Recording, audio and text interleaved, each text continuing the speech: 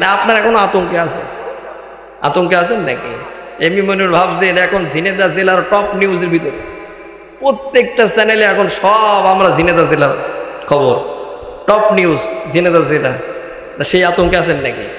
আরে যারা অন্যায় যারা করবে তাদের অবস্থা খারাপ হবে, যারা জুলুম করবে, নির্যাতন যারা করবে, যারা 2 নম্বরে থাকবে তাদের তারা হবে।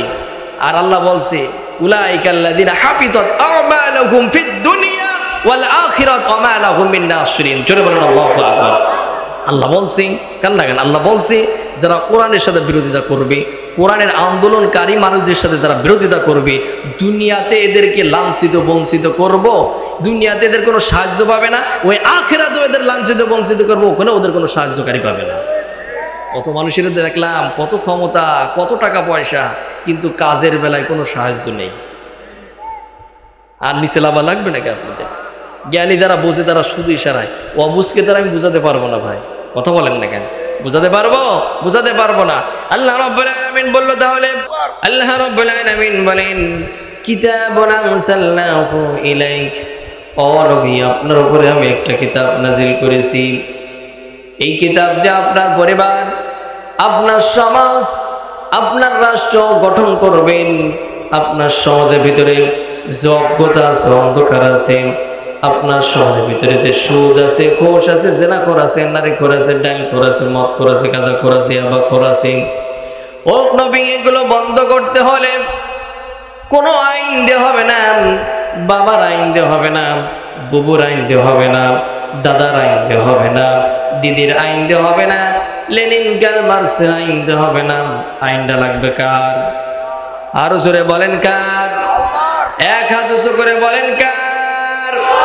ও নবী আপনি যখন এই কোরআন দিয়ে আপনার পরিবার চালাবেন, আপনার সমাজ যখন চালাবেন, আপনার ইউনিয়ন পরিষদ থেকে শুরু করে আপনি পার্লামেন্ট পর্যন্ত যখন চালাবেন, ও নবী আপনি দেখতে পাবেন আপনার সমাজের ভিতরে, আপনার পরিবারের ভিতরে, আপনার রাষ্ট্রের ভিতরে মিনা জুলুমাত ইলা নূর, জুলুমাত ডিলেট হতে থাকবে, আর নূর এই সমাজটাকে, পরিবারটাকে, রাষ্ট্রটাকে আলোয় আলোকিত করে দেবে। সুবহানাল্লাহ বলেন। আজকে এত খুন হচ্ছে, এত ধর্ষণ হচ্ছে, এত চোরাকারবারি হচ্ছে, এত লুটতাজ হচ্ছে, এত কিছু হচ্ছে, এর একমাত্র কারণ হলো আজকে মানুষ কোরআন থেকে দূরে সরে গিয়েছে। কথা বলেন না কেন? কোরআন থেকে মানুষ দূরে সরে গেছে, আল্লাহর নবীর আদর্শ থেকে দূরে সরে গেছে। কোরআন থেকে যখনই আমরা দূরে সরে গেছি, নবীর আদর্শ থেকে যখনই আমরা দূরে সরে গিয়েছি, তখনই আমাদের সমাজের ভিতরে এই রকম ধর্ষণ, চুরি, ডাকাতি, ছিনতাই, রাহাজানি, মানুষগুলোকে পিস পিস করে কেটে ফেলা হচ্ছে। কথা বলেন না কেন? কিন্তু এই মানুষগুলো তো এইরকম হওয়ার কথা নয়। এটা হওয়ার কারণ হলো এই মানুষগুলো কোরআন থেকে শিক্ষা নেয় না। আর এই মানুষগুলো যখন কোরআন থেকে শিক্ষা নেবেন, কোরআনটা পড়বেন, ব্যাখ্যা বিশ্লেষণ যখন করবে, এটা নিয়ে যখন মেনে চলবে, ওই ব্যক্তি তার জীবনটাই পাল্টে ফেলে দেবে। যেমন ওমর পাল্টায় গেল, কি ওমর ছিল আর কি ওমর হয়ে গেল কোরআনের সংস্পর্শে আসার কারণে। যে ওমর জিরো ছিল সেই ওমর হিরো হয়ে গেল। সুবহানাল্লাহ। এই জন্য আমি আপনাদেরকে উদাত্ত আহ্বান করে বলবো, এই জীবনটাকে পাল্টাতে হলে, এই পরিবারটাকে পাল্টাতে হলে, এই সমাজটাকে চেঞ্জ করতে হলে অন্য কোনো আইন দিয়ে নয়, অন্য কারোর মতামত নিয়ে নয়, আইনটা নিতে হবে আল্লাহর, আর আদর্শটা নিতে হবে নবীর। কথা বলেন না কেন? এই দুইটা যখন সমাজে, পরিবারে কায়েম যখন হয়ে যাবে, ওই সমাজের ভিতরে আর চুরি থাকবে না, ডাকাতি থাকবে না, ছিনতাই, রাহাজানি, খুন খারাপি আর পিস পিস থাকবে না। থাকবে নাকি? একটা কথা মনে রাখবেন, কোরআন আপনার আমাকে পথহারা, দিশাহারা, অজ্ঞতার অন্ধকার থেকে আলোর পথ দেখানোর জন্য এসেছে, না অন্য কোনো কিছু জন্য। আমরা জাহান্নামে ঢুকবো, সেই জাহান্নাম থেকে কিভাবে ফিরে এসে জান্নাতে যাওয়া যায়, সেই রাস্তায় কোরআন আমাদেরকে দিয়ে দিচ্ছে। আল্লাহ রাব্বুল আলামিন বলেন তিলকা ومن يطع الله رسوله يدخله جنات تجري من تحتها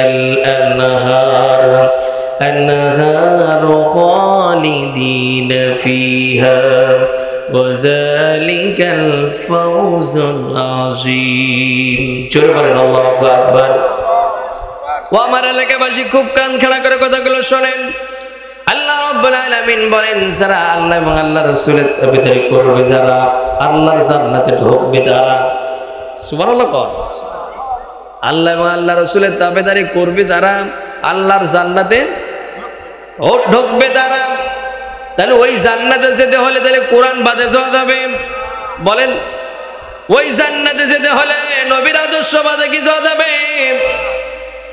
সেই নবীর আদর্শ লাগবে আল্লাহর কোরআন লাগবে আল্লাহ রাব্বুল আলামিন বলল যারা আল্লাহ এবং আল্লাহর রাসূলের তাবেদারি করবে যারা তাদের জন্য আমি আল্লাহ রাব্বুল আলামিন মহামানিত জান্নাত রেখে দিয়েছি কারণ এই কোরআন মানতে যে রাসূলের আদর্শ মানতে যে তাদের উপরে জেল জুলুম নির্যাতন স্টিম রোলার আসবে কি আসবে না বলেন না কেন আসবে কি আসবে না জেল জুলুম নির্যাতন অবশ্যই আসবে যার ঈমান যত বেশি তার উপরে তত পরীক্ষা হবে তত বেশি আমার ঈমান যদি হয় দুর্বল আমার পরীক্ষা হবে কম আর আমার ঈমান যত মজবুত হবে আমার পরীক্ষা হবে তত বেশি কোরআন আপনি সঠিকভাবে আজকে মানতে যান মানাতে যান দেখবেন এক শ্রেণী মানুষ আপনাকে বাধা দেবে কি দেবে না এটা নিয়ে আপনি হতাশ হবেন না নিরাশ হবেন না কারণ অতীতে ছিল বর্তমান আছে ভবিষ্যতেও থাকবে তবে একটা কথা মনে রাখবেন অতীতে যারা ইসলামটাকে তারা খাটো করতে গিয়েছেন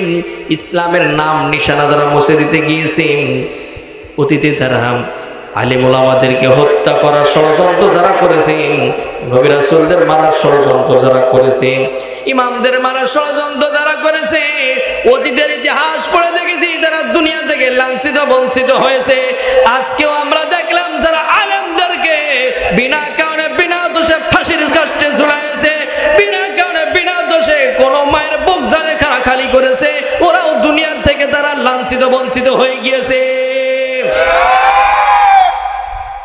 এ তো আমাদের চোখের সামনে দেখা যাচ্ছে চোখের সামনে দেখা যাচ্ছে না আল্লাহ রাব্বুল আলামিন সূরা আলী ইমরান 21 নম্বর আয়াত কত নম্বর জোরে বলেন না কত নম্বর 21 নম্বর আয়াত আল্লাহ তাআলা বলেন ইন্নাল্লাযীনা ইয়াকফুরুনা বিআয়াতিল্লাহি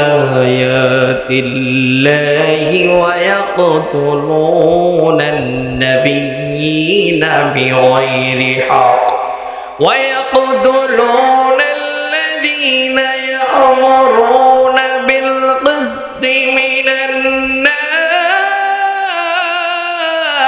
الناس فبشرهم بعذاب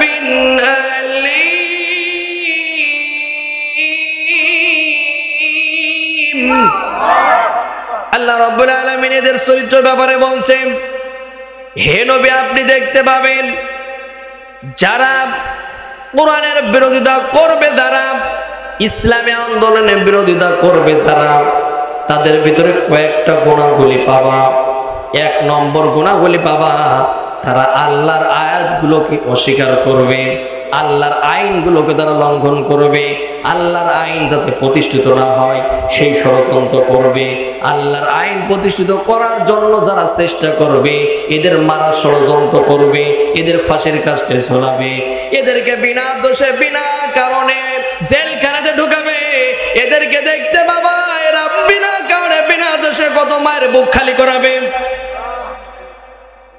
এই চরিত্র লোক এদের সাথে একজনও নেই কথা বলেন না কেন এক নম্বর তাদের গুণাবলী গুলো থাকে যে আল্লাহর আয়াতকে অস্বীকার করে আল্লাহর আয়াতকে কিভাবে অমান্য করে দেয় সেই ষড়যন্ত্র করে আল্লাহর আয়াতকে তারা মানে তাদের কিভাবে বাধা দেওয়া দেয় সেই কাজ করে দুই নম্বর কাজ হলো তাদের ইয়াকতুলুনান নাবিয়্যিন নবী রাসূলদের মারার ষড়যন্ত্র তারা করে মিলে যাচ্ছে মিলে গেলে তো আমার করা কিছু আছে নাকি কথা বলেন না কেন মিলে গেলে করা কিছু আছে ইয়াকতুলুনান নাবিয়্যিন আল্লাহ রাব্বুল আলামিন বলেন নবী রাসূলদের মারা ষড়যন্ত্র করে। এখন আপনারা মনে করতে পারেন তাহলে যাক এই তরফা আমরা বেঁচে গেলাম, এখন তো নবী রাসূলও নেই আর মারা ষড়যন্ত্রও নেই, আছে নাকি? আল উলামা ওয়ারাসাতুল আম্বিয়া, নবীদের ওয়ারিস কারা? এই জোরে বলেন না কেন, কারা নবীদের ওয়ারিস? কারা? আলেমরা। জোরে বলেন নবীদের ওয়ারিস কারা? আরো জোরে বলেন নবীদের ওয়ারিস কারা? তাহলে আলেমদের মারা ষড়যন্ত্র কি গোটা পৃথিবীতে হয়? জোরে বলেন হয় কি হয় না? আলেমদের মারা ষড়যন্ত্র গোটা পৃথিবীতে হয় কি হয় না? আহা, কত আলেমকে গোটা পৃথিবীতে কোরআনের দাওয়াত নিয়ে, কোরআনের আলো নিয়ে, মশাল হাতে 50টা বছরের উপরে যিনি দাওয়াত দিয়ে গেলেন, যার কাছে আহা অসংখ্য বিধর্মী ভাইরা মুসলমান হলো, আমাদের কোরআনের পাখি আল্লামা সাঈদী গোটা পৃথিবীর একটা অহংকার গর্ব। কথা বলেন ঠিক কিনা? এই সমস্ত আলেমদেরকে এদেরকে দ্বারা ভালোবাসতে পারে না, এদেরকে দ্বারা সম্মান করতে পারে না দেশ যে জাতি এই সমস্ত আলেমদেরকে যারা সম্মান দিতে পারে না, ইজ্জত দিতে পারে না, সেই জাতির উপরে দুর্ভোগ ছাড়া কিছুই হতে পারে না। আরো কিছু আমাদের অপেক্ষা করতে হবে। কথা বলেন না কেন? আরো কিছু দেখবো আমরা, কারণ যা করছো এর তো ফল নেওয়া লাগবে। কথা কর না কেন? এ ফল নেওয়া লাগবে কি লাগবে না? এ ফল তো নেওয়া লাগবে রে বাপ। আমি না দেখতে পেলে আমার ছেলে মেয়ে দেখবে, আপনি না দেখতে পেলে আমরা ছেলে আপনাদের আমরা দেখে দেবো, কিন্তু বিচার দুনিয়াতে আল্লাহ কিছু করেই দেবে। কথা বলেন না কেন? নবী রাসূলদের মারা ষড়যন্ত্র তারা করে। এখন তো নবী রাসূল নাই, এখন তারা আলেমদের মারা ষড়যন্ত্র করবে, আন্দোলনকারী মানুষদেরকে তারা মারা ষড়যন্ত্র করবে। এরপরে হলো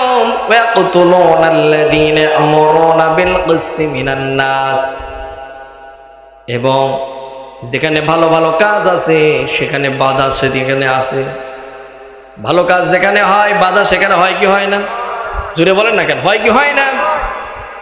গান বাজনা হবে, অশ্লীল ব্যাপানা হবে, কত ভ্যারাইটিস হয়, কত কিছু হয়, সেখানে কোনো ঝামেলা নাই, সেখানে কোনো বাধা নাই। আর কোন কারিমের মাহফিল হবে, ইসলামের কথা বলবে, কোরআনের কথা বলবে, আল্লাহর কোরআনের কথা বলবে, আল্লাহর জমিনে বসে আল্লাহর কোরআনের কথা বলবে, সেখানেও পারমিশন নেওয়া লাগে। এ কথা বলেন না কেন? কথা বলছে আমরা কার? জোরে বলেন কার? এই জমিনটা কার? আসমান কার? আমরা কার? জোরে বলেন না কেন? আমরা কার? তাহলে কথা বলবো আল্লাহর। জমিনে বসবাস করছে, যে জমিনের উপরে গর্ব করে চলাফেরা করছে সেই জমিন আল্লাহর, মাথার উপরে যে বিশাল আকাশ রয়েছে সেই আকাশ আল্লাহর, আমার ভিতরে যে রুহটা আছে সেটা আমার না, এটাও আমার আল্লাহ। সব কিছু যদি আমার আল্লাহর হয়, তাহলে আল্লাহর কোনে কথা বলবো, সেখানে কোনো বান্দার পারমিশনের প্রয়োজন আছে? বলেন না কেন? দরকার আছে। কিন্তু আমাদের নেয়া লাগে কি লাগে না? জোরে বলেন, নেয়া লাগে কি লাগে না? এই ব্যবস্থা যারা করেছো, কিয়ামতের ময়দানে এদের হিসাব দেওয়া লাগবে। লাগবে কি লাগবে না? আল্লাহ যদি শুধু এতটুকু প্রশ্ন করে যে আমার কোরআনে কথা হবে, সেখানেও বাধা প্রদান করেছিস, তুই যতই 5 ওয়াক্ত নামাজ পড়িস আর যতই তাসবিহ পড়, আর আলেমদের দেখে দেখে খুব মস্করা করেছো, আল্লাহ বলবে এতে কোনো কাজ হবে না। যা তলে তলে যা কোরআনের বিরোধিতা করেছিস, আলেমদের বিরোধিতা করেছিস, ইসলামী আন্দোলনের বিরোধিতা করেছিস, তাফসীর মাহফিলের বিরোধিতা করেছিস, আজকে তোর খবর আছে। কথা বলেন না কেন?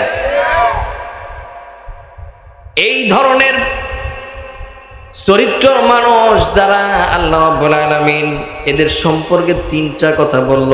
কয়টা? জোরে বলেন, আরো জোরে বলেন, কয়টা? 1 নম্বর হলো ইয়াকফুরুনা বিআয়াতিল্লাহ, তারা আল্লাহর আয়াতকে অস্বীকার করে, আল্লাহর আয়াতকে প্রত্যাখ্যান করে, নবী রাসূলদের মারা ষড়যন্ত্র করে, আর ভালো ভালো কাজ যেখানে আছে সেখানে বাধা প্রদান করেন। আমি আপনাদেরকে উদাত্ত আহ্বান করে বলতে চাই, ওই দলে কি আপনারা থাকতে চান? জোরে বলেন, ওই দলে কি থাকতে চান? যেই দলে কোরআন আছে, যেই দলে রাসূলের আদর্শ আছে, যেই দলে স্লোগান আছে ইনিল হুকমু ইল্লাল্লাহ, জমিন যার আইন চলবে তার, যেই দলের কথাগুলো বলবে সেই দলই করা লাগবে। করবেন তো ইনশাআল্লাহ? ইনশাআল্লাহ বলেন না কেন? এই কোরআনের রং কি দেখতে চান? এই কোরআনের রং কি আপনারা দেখতে চান? এই কথা বলেন না কেন? এই সমাজটা কোরআনে আলোয় আলোকিত হোক, এটাকে আপনারা দেখতে চান? তাহলে এই কোরআন রূপী মানুষ একটা পার্লামেন্টে পৌঁছাতে হবে। এই কথা বলেন না কেন? আমরা হুজুররা এখানে সারা রাত ধরে ওয়াজ করব, সমাজ কি চেঞ্জ হবে? তাহলে হ্যাঁ, চেঞ্জ হবে। সারা রাত ধরে আমি আমার মামা ওয়াজ করবো, দুই মামা ভাগ্নে সারা রাত ধরে ওয়াজ করবো। ফজরের সময় একেবারে মুসল্লি বাড়িতে যা আছে, এক কথা পুরুষ মানুষ যা আছে সব মসজিদে ফজরে দৌড় দেবে। আসবে? কথা বলেন না, আসবে? বরঞ্চ উল্টো হতে পারে। যদি আজকে যে রাতটা পার করেছে আজকে আমার তাওই সাহেবরা, দেখা গেল 2 কাতার মুসল্লি হয়েছে, আজকে সারা রাত ওয়াজ শুনে দেখা গেল ফজরে 1 কাতারও হতে পারে। হয় কি হয় না? এই নদীর আমাদের কাছে আছে, কারণ সারা দেশে আমরা কথা বলি তো। ফজরের সময় দেখা যায় ইমাম মুয়াজ্জিন ছাড়া আর কেউ নেই, সারা রাত ওয়াজ শুনে ঘুমোচ্ছে, ফরজ নামাজ কাদা চলে যাচ্ছে। কিন্তু যদি একজন পার্লামেন্টে দাঁড়িয়ে সংসদ সদস্যদের পক্ষ নিয়ে যদি মাননীয় স্পিকারের কাছে বলে যে স্পিকার সাহেব, 96% মুসলমানের দেশ, এখানে নামাজ কায়েম করা লাগবে। মাননীয় স্পিকার, এই মহান সংসদ থেকে বিল পাস করা হোক, 1 ওয়াক্ত নামাজ যদি কেউ কাজা করে 500 টাকা জরিমানা আর মাইর ফ্রি। এই আইনটা পাস করা হোক। আমরা সংসদ সদস্যর পক্ষ থেকে এই প্রস্তাবনা এই সংসদে উপস্থাপনা করলাম।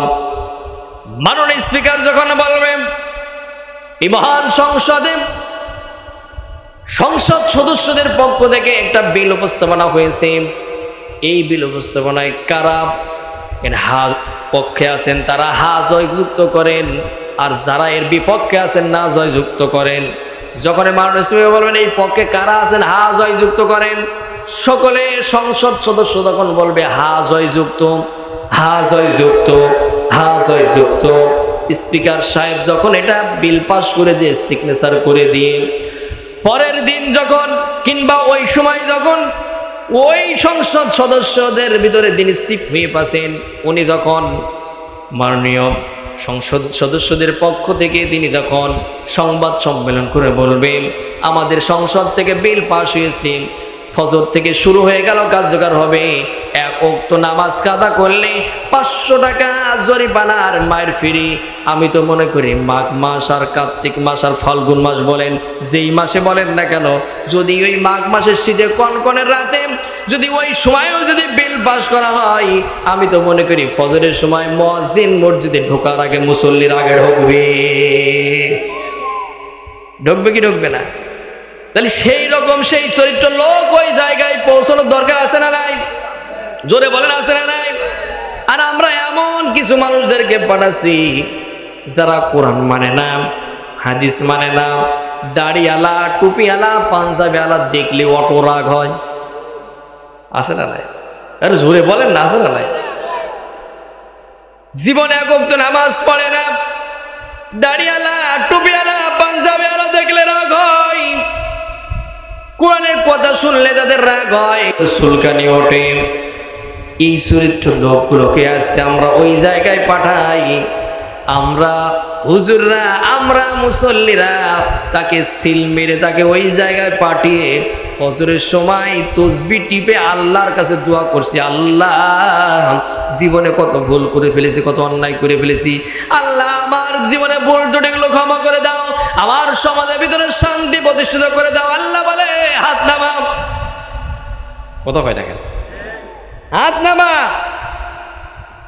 কারণ তুই 5 ওয়াক্ত নামাজ পড়ে যে, সিটার বাটপারি করে যে, কোরআন হাদিসের বিরোধিতা করে যে, তাকে সাপোর্ট দিয়ে সে আমার কাছে শান্তির আশা করছিস, এই কাজ কি হবে? আম গাছ লাগিয়ে উনি আমার তেঁতুলের আশা করে হবে, কিংবা তেঁতুল গাছ লাগিয়ে আমের আশা করলে কি হবে? কারণ আপনি নামাজ পড়ছেন যার জন্য, মসজিদ থেকে বাইরে বেরিয়ে সব কিছু করা লাগবে কার জন্য? কথা বলেন না কেন? আমরা নামাজ পড়ি কার জন্য? জোরে বলেন, নামাজ পড়ি কার জন্য? আর মসজিদ থেকে বেরিয়ে করব কার জন্য? করা লাগবে কি করবে? কিন্তু করছি আমরা, করছি কার? নেতা। কার? জোরে বলেন না কেন? কার? আমরা 5 ওয়াক্ত নামাজে 17 রাকাত ফরজ, এই 17 রাকাতে ফরজে সূরা ফাতিহা আমাদের পড়া লাগছে। সূরা ফাতিহার ভিতরে আমরা পড়ছি, আপনারা যারা পড়েন আমার সাথে পড়েন, ইয়াকা না'বুদু ওয়া ইয়াকা নাস্তাঈন ইহদিনাস সিরাতাল মুস্তাকিম। জোরে বলেন আল্লাহু আকবার। 5 ওয়াক্ত নামাজে কান লাগান, এই দিকে খেয়াল করেন। 5 ওয়াক্ত নামাজে 17 বার আমরা, কমপক্ষে 17 রাকাতে 17 বার আমরা কথা বলছি, ইয়াকা না'বুদু ওয়া ইয়াকা নাস্তাঈন। আল্লাহ আপনার ইবাদত করি, আপনার বন্দেগী করি, আপনার দাসত্ব করি, আপনার গোলামি করি, আপনার আইন মেনে চলি। আর মসজিদ থেকে বেরিয়ে আমরা অমুক নেতা তমুক নেতা তার পিছনে দৌড়ই। তাই নামাজের সাথে আপনার বাইরের কি মিল খেলো? বলেন না কেন মিল খেলো? যদি মিল না খায় বাপ জানেরা, নিজেদের কমন সেন্স দিয়ে বলেন তো, যদি মসজিদে কান এই যে আমরা যখন নামাজে দাঁড়াচ্ছি গোলামের মতো কান খাড়া করে, আমরা গোলামের মতো কান ধরে আল্লাহর কাছে এই কথা ওয়াদা করে এসে মসজিদ থেকে বাইরে আমরা বলছি অমুক নেতার চরিত্র ফুলের মতো পবিত্র, 2 দিন পরে বোঝা যায় যে ওর চরিত্র কত ভালো। কথা বলেন না কেন? ওই কাম যদি আমি করি, আপনি করি, কিয়ামত পর্যন্ত নামাজ পড়বো, নামাজ কি আল্লাহর দরবারে কবুল হবে? বলেন না কেন কবুল হবে? আর আপনি দোয়া করছেন আল্লাহ ফিলিস্তিনের মুসলমানদেরকে মেরে মেরে শেষ করে দিয়েছে ইসরায়েল, হামাস মেরে মেরে শেষ করে দিল, সিরিয়ার মুসলমানগুলোকে মেরে মেরে শেষ করে দিল, সোমালিয়া চেচনিয়া বসনিয়ার মুসলমানগুলোকে মেরে মেরে শেষ করে দিল। এই যে কালকে আমি দেখলাম, আমি একটা নিউজে দেখছিলাম ফেসবুকে, একটা ছোট্ট শিশুকে ফিলিস্তিনে গাজার ভিতরে এক শিশুকে এক সাংবাদিক বলছে, সামনে তো কুরবানি আসছে, সামনে ঈদুল আজহা আসছে, এই কুরবানি তোমাদের প্রস্তুতি কি? ওই শিশুটি চোখের পানি ফেলে ফেলে তাদের ভাষায় বোঝাতে চাচ্ছে যে কুরবানি আসছে, ঈদের দিন আসছে, ঈদ আসছে, ঈদুল ফিতর চলে গেছে, অর্থাৎ রোজার ঈদ চলে গেছে, কখন কিভাবে গেছে আমরা নিজেরাও টের পাইনি। সামনে কুরবানি আসছে, সে কবে কোন সময় ঈদ হবে এটাও আমরা টের পাচ্ছি না। চোখের পানি ফেলে ফেলে তাদের দুঃখের কথাগুলো, বেদনার কথাগুলো তারা বারবার গোটা পৃথিবীর মুসলমানদেরকে জাগান দিচ্ছে। শোনো শোনো, ও বিশ্বের মুসলিম যারা তোমরা নেতৃত্ব দিচ্ছ, ও বিশ্বের মুসলিম মোড়ল যারা আছো, তোমরা আজকে যদি এক প্ল্যাটফর্মে এসে এক জায়গা হয়ে যদি তোমরা ইসরায়েলের বিরুদ্ধে যদি তোমরা রুখে দাঁড়াতে পারতে, তাহলে আজকে আমাদের এই মাসুম শিশুর চোখের পানি কিন্তু ঝরতো না। বলেন না কেন ঝরতো কিনা? ওই শিশুটি বলল, আবার কবে যে আমি গোশতের টুকরো খেয়েছি এটা আমার মনে পড়ে না। দূর থেকে খাবারগুলো ফেলে দেওয়া হয়, ওই খাবারের ভিতরে মুড়ি থাকে, চিড়া থাকে, গুড় থাকে, অনেক সময় ফল ফল থাকে, ওইটা আমরা 5 জন 7 জন 10 জন যে ঝাঁপ দিয়ে যতটুকু পাই অতটুকু খাই, এর বেশি খেতে পারে না। কোনোদিন সারা দিন পানির মুখটাও দেখতে পারে না, এমনভাবে আমাদের দিনটা যাচ্ছে। আমি আপনাদেরকে এখানে উদাত্ত আহ্বান করে বলবো, এইরকম ব্যবস্থা কি আমাদের দেশে, কিংবা আমরা কি এরকম পরিবেশে কি আছি? বলেন আছি? আমরা তো অনেক সুখে শান্তিতে আছি, এরপরও যদি আমরা ওই আল্লাহর গোলামি যদি না করতে পারি, ওই আল্লাহর আইন যদি মেনে না চলতে পারি, আল্লাহর জমিনে আল্লাহর দিন কায়েম যদি আমরা করতে না পারি, দিন প্রতিষ্ঠিত আন্দোলনে যদি শামিল না হতে পারি, কিয়ামতের ময়দানে ওই মাসুম শিশুগুলো যদি আমাদের বিরুদ্ধে মামলা করে, ওই মামলা থেকে খারিজ পাওয়ার কোনো সুযোগ নাই। এ কথা বলেন আছে নাকি? ওটা পৃথিবীর মুসলিম। আমরা যারা আছি 200 কোটির উপরে মুসলমান, আজকে আমরা ঐক্য হওয়ার দরকার ছিল। আজকে আমাদের এক প্ল্যাটফর্মে আসার দরকার ছিল। আজকে আমরা কুরবানি নিয়ে তো ব্যস্ত। কুরবানি নিয়ে ব্যস্ত না? বলেন না কেন? কুরবানি নিয়ে ব্যস্ত আমরা। কুরবানি আপনি ত্যাগ স্বীকার করছেন, পশু কুরবানি দিচ্ছেন। আমি তো মনে করি পশু কুরবানি দেওয়ার আগে নিজেকে কুরবানি হওয়া উচিত। কথা বলেন না কেন? আপনি কুরবানি দিচ্ছেন শুধু গরু ছাগল ও ডোম্বা ভেড়া নয়, এটা থেকে আপনার কুরবানি থেকে শিক্ষাটাই নিতে হবে।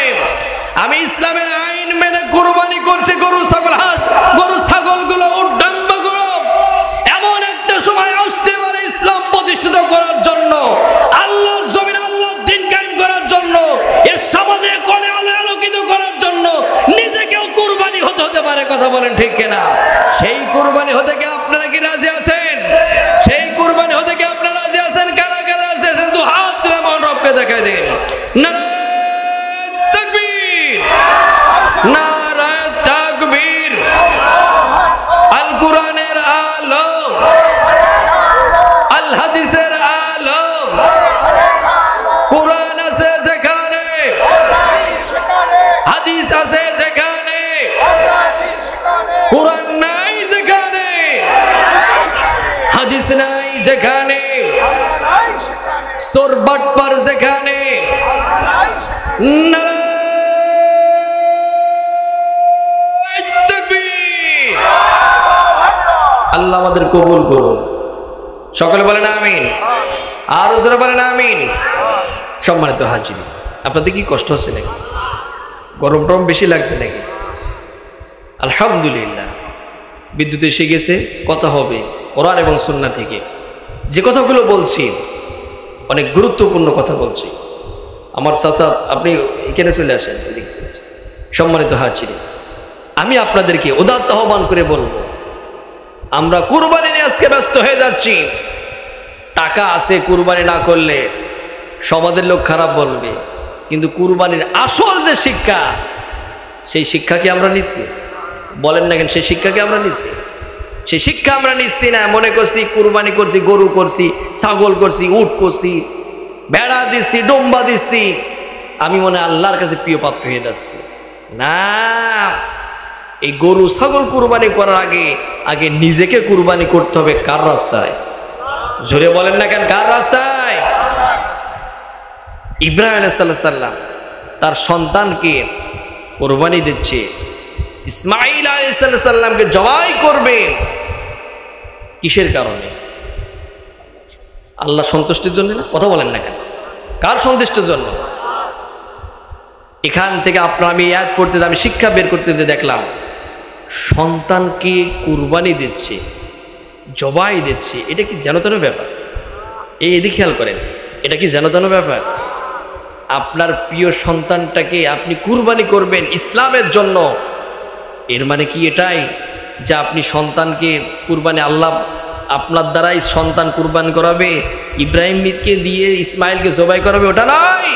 এর মূল শিক্ষা যেটা আমি পেলাম, আপনি বাবা আপনার সন্তানটাকে দিন কায়েমের আন্দোলনের জন্য ইব্রাহিম আলাইহিস সালাম তার সন্তান ইসমাইলকে যেমন কোন চিন্তা ভাবনা না করেই যেমন তার আল্লাহর সন্তুষ্টির জন্য সন্তানকে কুরবানি করে দিচ্ছে, আপনাকেও আপনার সন্তানকে দিন কায়েমের জন্য কুরবানি করে দিতে হবে। আপনার শিক্ষাটা নিতে হবে। আপনি পড়েন, ফালাম্মা আসলামা ওয়া তাল্লাহু লিল জাবিন, ইয়াতের ব্যাখ্যাটা পড়ে দেখেন, কত সুন্দর করে ব্যাখ্যা করছে এখানে। আমি তাফসির ইবনে কাসির, মারিফুল কোরআন, তাফসিরে জালালাইন, তিনটে তাফসিরে আমি এর শিক্ষা বের করতে দেখলাম। ইব্রাহিম আলাইহিস সালাম কাকে সন্তুষ্ট করার জন্য? আল্লাহর সন্তুষ্টির জন্য তার সন্তানকে কুরবানি করছে, গোটা পৃথিবীর মানুষদেরকে, মুসলিমদেরকে মেসেজ দিচ্ছি এটাই, সময় এক সময় আসতে পারে, এমন এক সময় আসতে পারে নিজের সন্তানকে দিনের জন্য, ইসলামী আন্দোলনের জন্য, কোরআনের জন্য কুরবানি দিতে হতে পারে। রাজি আছেন তো? রাজি আছেন তো? ইনশাআল্লাহ। অনেক সন্তান কিন্তু কুরবানি হয়ে গেছে আল্লাহর জন্য। কার জন্য? জোরে বলেন না কেন, কার জন্য? আপনি আমি যে কুরবানি করি, এর গোশত, চর্বি, হাড়, এগুলো মনে হয় আল্লাহর কাছে যায় নাকি? হ্যাঁ, কি যায়? তাকওয়া। কি যায়? জোরে বলেন না কেন, কি ভাই? তাকওয়া। আহা, এই তাকওয়া অর্জন করতে হলে, আল্লাহর প্রিয় বান্দা হতে হলে আপনার আমার ভিতরে 7টা গুণাবলী থাকা লাগবে। কয়টা? জোরে বলেন। আর এই 7টা গুণাবলীর ভিতরে যে কথাগুলো আছে অত্যন্ত জরুরি কথা, এবং আল্লাহ তাআলা ওই বান্দার ভিতরে 7টা গুণ পছন্দ করেন। 1 নম্বর গুণ যেটা আছে সেটা হলো তাকওয়া। সেটা কি? জোরে বলেন, সেটা কি? আমার আপনার ভিতরে 7টা গুণ থাকতে হবে। তার ভিতরে প্রথম নম্বর থাকবে সূরা বাকারার 222 নম্বর আয়াতে আল্লাহ বলছেন যে তোমার প্রথম থাকা লাগবে তাকওয়া। কি থাকা লাগবে? জোরে বলেন, কি থাকা লাগবে? তাকওয়া। তাকওয়া মানে আল্লাহকে ভয় করা, স্মরণ করা। সুবহানাল্লাহ বললেন না কেন? আমরা ভয় করব কাকে? জোরে বলেন, ভয় করব কাকে? যাদের হৃদয় আছে আল্লাহর ভয়, তারা কভু পথ ভুলে যায় না। আল্লাহর প্রেম ছাড়া এই দুনিয়ায় কারো কাছে কোনো কিছু চাই না। কথা বলেন ঠিক কিনা? যাদের হৃদয় আছে আল্লাহর ভয়, তারা কভু পথ ভুলে যায় না। আল্লাহর প্রেম ছাড়া এই দুনিয়ায় কারো কাছে কোনো কিছু চাই না। রাতের আধার দ্বারা সিজদাতে রয়, দু চোখের স্রোতে নদী যেন বয়। লিল্লাহি তাকবীর। রাতের আধার দ্বারা সিজদাতে রয়, দু চোখের স্রোতে নদী যেন বয়। চলো না রাত সানি যত আসুক, চলো না রাত সানি যত আসুক, পিছনে ফিরে তারা তাকাই না। যাদের হৃদয় আছে আল্লাহর ভয়, তারা কভু পথ ভুলে যায় না। আল্লাহর প্রেম ছাড়া এই দুনিয়ায় কারো কাছে কোনো কিছু চাই না। কথা বলেন ঠিক কিনা? তাহলে সর্বপ্রথম থাকতে হবে তার ভিতরে তাকওয়া। কার ভয়? জোরে বলেন, কার ভয়? আল্লাহর ভয় যদি ওই বান্দার ভিতরে থাকে, ওই বান্দার ভিতরে যদি থাকে, তাহলে 2 নম্বরে কালোবাজারি করতে পারবে, চোরা কারবারি করতে পারবে, মাদকের ব্যবসা করতে পারবে। চোরা কারবারি করবে, মাদকের ব্যবসা করবে, পালানো লাগবে। কথা কয় টাকা লাগবে কি লাগবে না? 2 দিন দাপটের সাথে বেড়ানো যায়, তার 2 দিন পরেই কিন্তু পালানো লাগে। লাগে কি লাগে না? গ্রামের চেয়ারম্যান পালিয়ে বেড়াছো কেন? গ্রামের চেয়ারম্যান পালিয়ে বেড়াছো কেন? শুনেছি দুদকের খাতায় তোমার নাম নাকি? শুনেছি দুদকের খাতায় তোমার নাম। আগে কি সুন্দর মাল কামাইতাম আমরা, আগে কি সুন্দর মাল কামাইতাম। কথা বলেন না কেন? এখন কি কাল? এখন বর্ষাকাল আসছে না, সামনে সামনে বর্ষাকাল না? ওরা চিন্তা ভাবনা করতো যে বর্ষাকাল আসবে, ঝড় তুফান আইলা নার্গিস আমফান সিড আর রিমেল আসবে, আর বাজেট যা আসবে সব কি কথা কয় না কেন? বর্ষাকাল আইতো কত আনন্দ লাগতো, বর্ষাকাল আইতো কি যে আনন্দ লাগতো, রিপিল মাল পায়া কত আনন্দ পাইতাম। কিছু মাল বিলাইয়া ছবি উঠাইয়া কাগজে কিছু ছাপাইয়া ছবি উঠাইয়া বাকি মাল দিয়ায় আমার পেটটা ভরাইতাম, বাকি মাল দিয়ায় আমার গোদাম ভরাতাম। আগে কি সুন্দর মাল কামাইতাম বন্ধু, আগে কি সুন্দর মাল কামাইতাম। কথা বলেন না কেন? কারণ ওর ভিতরে কি আল্লাহর ভয় আছে? জোরে বলেন না কেন? ভয় আছে নাকি? ভোট আসে ভোট যায়, সরকার বদলাই, আমি চেয়ারম্যান ঠিকই থাকিতাম। কথা বলেন না কেন? ভোট আসে ভোট যায়, সরকার বদলাই, আমি চেয়ারম্যান ঠিকই থাকিতাম। ওরে দলের সে ভোট বড়, ভোটের সে পেট বড়। কথা বলে না কেন? ওরে দলের সে ভোট বড়, ভোটের সে পেট বড়। তাই তো এ দল ও দল ডিগবাজি মারতাম। আগে কি সুন্দর মাল কামাইতাম বন্ধু, আগে কি সুন্দর মাল কামাইতাম। গ্রামের চেয়ারম্যান পালিয়ে বেড়াছো কেন? এরকম পাচ্ছে বেনজির। কথা কয় না কেন? বাংলাদেশ 64 জেলায় ও সব বের করছে। গ্রামের চেয়ারম্যান পালিয়ে বেড়াছো কেন? শুনেছি দুদকের খাতায় তোমার নাম নাকি, শুনেছি দুদকের খাতায় তোমার নাম। আগে কি সুন্দর মাল কামাইতাম আমরা, আগে কি সুন্দর মাল কামাইতাম। এখন ওর যদি তাকওয়া আল্লাহ ভীতিতে থাকতো, আল্লাহকে যদি স্মরণ করতে পারতো, তাহলে সরকার যে রিলিফের মালগুলো দিচ্ছে ওগুলো একটা মেরে খেতে পাইতো। এই যে এখন কুরবানি আসছে, কত রিলিফের স্লিপ আসছে। কথা কর না কেন? কিছু স্লিপ পাস করে দিচ্ছে আর বাদ বাকি স্লিপগুলো সব পেটে ঢুকছে। এইরকম চরিত্র নেতা তুই দেশে আছে আছে আছে। কার্ড দিয়েছে 300, লোক খুঁজে পাচ্ছে 100 আর 200, সব নিজের। কথা কর না কেন? এগুলো মনে হচ্ছে সব আমরা প্রত্যেক বলে আসছে তাই নাকি? এগুলো হচ্ছে তো তাই বলছি। এখন রাগ করলে করার কিছু নেই, যেটা হচ্ছে সেটাই বলছে। ওর ভিতরে যে তাকওয়া থাকতো, সরকার যেগুলো দেশে সবগুলোই গরিব মিসকিনের মাঝে বিলিয়ে দিত। কথা বলেন না কেন? তুমি নেতা দাবি করো, নেতা তো ইব্রাহিম আলাইহিস সালাম, নেতা হলো আমার আপনার নবী, বিশ্ব নবী মুহাম্মদুর রাসূলুল্লাহ সাল্লাল্লাহু আলাইহি ওয়াসাল্লাম। আল্লাহ তাআলা বলেন, ওয়া ইয বাদালা ইব্রাহিম রাব্বুহু বিকালিমাতিন ফাতাম্মাহুন্না ক্বালা ইন্নী জাইলুকা লিন-নাসি ইমামা ক্বালা ওয়া মিন যুররিয়্যাতি ক্বালা লা ইয়ানালু আহদিয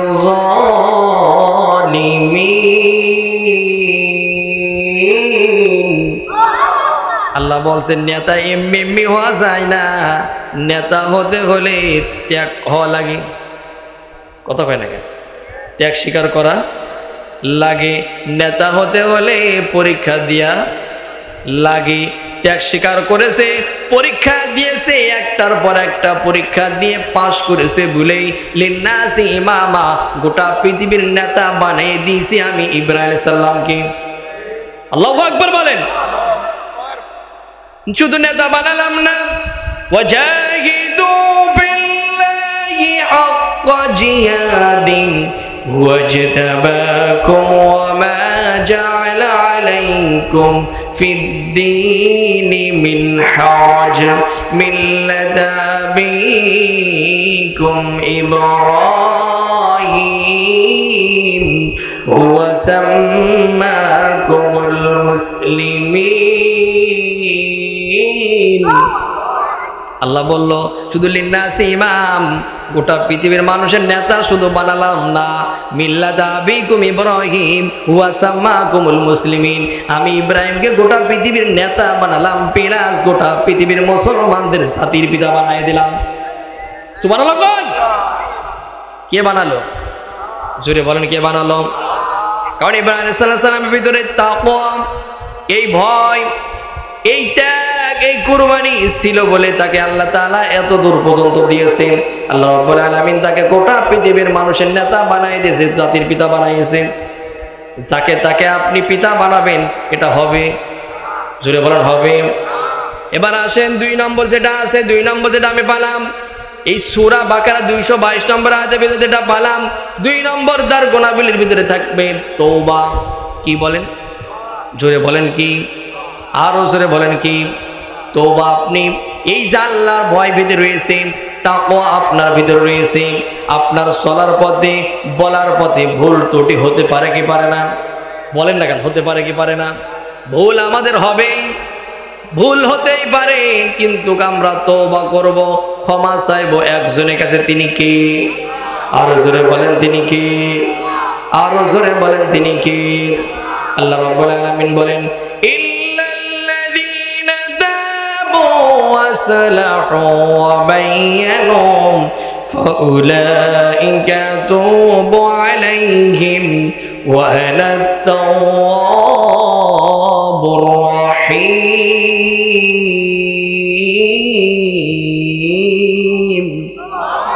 আল্লাহ তাআলা বললেন তার ভিতরে থাকবে তওবা, ভুল ত্রুটি হবে, একনিষ্ঠভাবে আমার কাছে তওবা কখন করবে।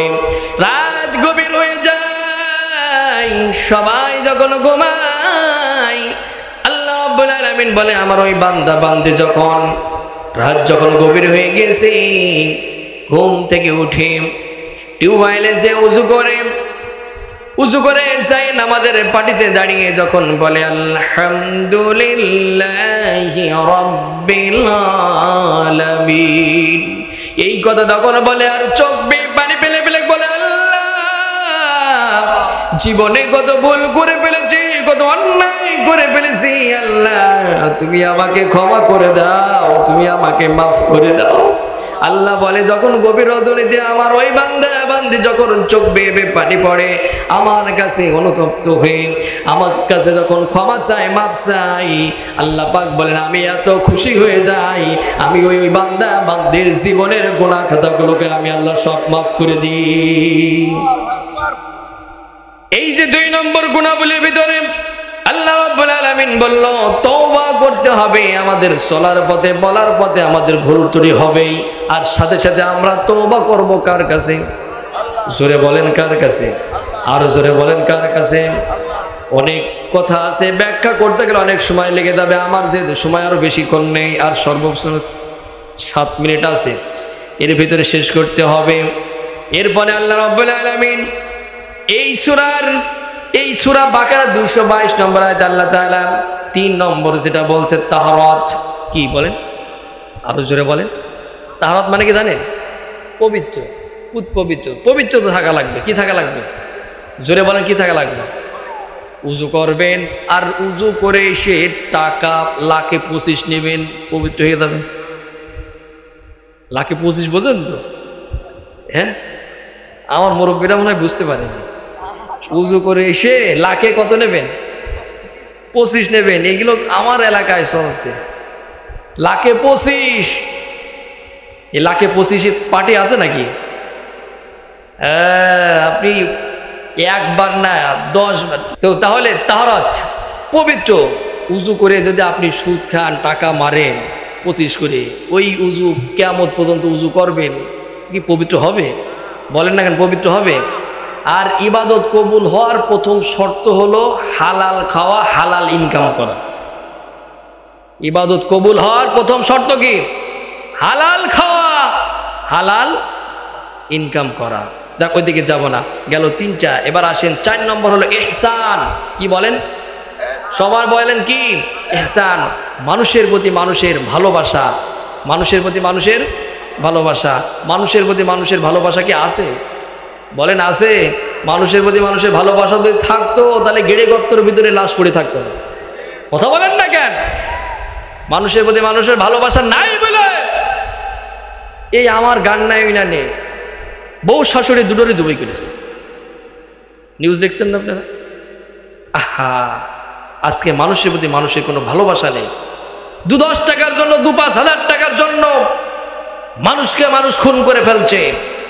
এগুলো সব ঘাটতি হলো কোরআন এবং হাদিস থেকে। তারা জ্ঞান অর্জন না করা, ইসলামের পক্ষে না থাকা, এর একমাত্র কারণ। কথা বলেন ঠিক কিনা? এবার আসেন 5 নম্বরে তাওয়াক্কুল, আল্লাহর উপরে প্রতি বিশ্বাস স্থাপন করা। আজকে আমাদের তাওয়াক্কুল হয়ে গেছে আল্লাহ বাদে বান্দার উপরে বেশি। কথা বলেন না কেন? এটা ব্যাখ্যা করতে গেলে অনেক সময় লাগবে, যেহেতু মামা এসে গেছে, কথা বেশি আর নয়। তাহলে 5 নম্বর থাকবে তাওয়াক্কুল। আমরা একমাত্র কার উপরে নির্ভরতা বিশ্বাস স্থাপন করব? কার উপরে? এক আঙ্গুল উঁচু করে বলেন তো, কার উপরে? আরো জোরে বলেন, কার উপরে? কার উপরে? আল্লাহর উপরে। এবার আসেন 6 নম্বর হলো আদল। 6 নম্বর কি? আদল, ন্যায় বিচার। ন্যায় বিচার কি আছে? হ্যাঁ, ন্যায় বিচার আছে। ন্যায় বিচার থাকলে 13টা বছর জেলখানায় পুড়িয়ে পুড়িয়ে মরা লাগে। কথা বলেন না কেন? ন্যায় বিচার থাকলে বিনা কারণে বিনা দোষে কোনো মানুষ বছরের পর বছর জেলখানায় থাকা লাগে। আমার এক বন্ধু গতকালকে আমি জেলখানাতে তা দেখতে গেলাম। আমার মামা ছেলে, আমার প্রিয় বন্ধু হাফেজ আকরাম, বিনা কারণে বিনা দোষে 24 বছরে জেল ডেকেছে। ছোট্ট একটা মেয়ে আছে 4 বছরের, আমার মেয়ের বয়সে মেয়ে, 4 বছরের মেয়ে। মেয়েটাও আমার সাথে রয়েছে, তার বাবা রয়েছে, তার স্ত্রী রয়েছে। সবচাইতে আমার কষ্ট লেগেছে, চোখের পানি পড়ছে যখন মেয়েটা আমার কোলে ছিল, কিন্তু আমার বন্ধু যখন ওই ভিতরে ওই শিকল মানে যেটা রড ধরে দাঁড়িয়ে আছে, মেয়েটা দেখে আমার কোলেতে ঝাঁপ দিয়ে মনে হচ্ছে বাবার কোলে যাবে, কিন্তু পাশের দিয়া 3টা শিকল, 3টা গেট। আহা, মেয়েটা যেভাবে কাঁদলো, এই দৃশ্য যদি আপনাদেরকে আমি দেখাতে পারতাম, আমার মনে হচ্ছিল যে আল্লাহর গজব মনে হয় এখন এখানেই পড়বে। আহা, কোনো দোষ নাই, একটাই দোষ, সে আল্লাহর জমিনে আল্লাহর দ্বীন কায়েম করেছে। কোরআনে আলোয় আলোকিত হওয়ার জন্য, এ সমাজটাকে কোরআনে আলোয় আলোকিত করার জন্য, এ সমাজ রাষ্ট্র কোরআন দিয়ে চলুক, এটা সমাজে বাস্তবায়ন করার কারণে বিনা দোষে তাকে আজকে বছরের পর বছর জেলখানায় রাখা হচ্ছে। এর বিচার একদিন হবেই হবে ইনশাআল্লাহ। ইনশাআল্লাহ বলেন। আর আল্লাহর দরবারে সেদিন ও উঠবে, যারা রায় দিয়েছে এরাও উঠবে। সেদিন আল্লাহর আদালতে তুমি কোনো রকমই এদিক ওদিক পাওয়ার সুযোগ পাওয়া যাবে। সম্মানিত হাজিরিন, তাহলে আদল, ন্যায় বিচার, যারা আল্লাহর প্রিয় বান্দা হবে, পছন্দীয় বান্দা যারা হবে, তারা ন্যায় বিচার করবে। কি করবে? জোরে বলেন, কি করবে? টাকা পয়সা মনে করছেন বান্ডিল পর বান্ডিল মারছি, কোনটা হক কোনটা বিহক না দেখে আপনি বিচার করে যাচ্ছেন। মনে করেন না যে সারা জীবন থাকবেন এখানে, সারা জীবন এখানে থাকবেন না। আজ নয় কাল আপনাকে চলেই যেতে হবে একজনের কাছে। তিনি কি? জোরে বলেন, তিনি কি? আল্লাহর কাছে চলে যেতে হবেই হবে বাপ। ওই জায়গায় কিন্তু হিসাব তোমাকে কড়াই গন্ডায় দিয়া লাগবে। তাহলে 6 নম্বর হলো আদল। 7 নম্বর হলো সবর। কি করতে হবে? সবর, ধৈর্য ধারণ করতে হবে। আমরা এই পথে আসি, আমাদের উপরে জেল জুলুম নির্যাতন স্টিম রুলার আসবেই, তাই বলে কি এই পথ ছেড়ে দেবো? বলেন, এই পথ ছেড়ে দেবো? যত ঝড় তুফান যাই কিছু আসুক না কেন, আমরা এই পথ থেকে 1 চুল পরিমাণ সরে যাব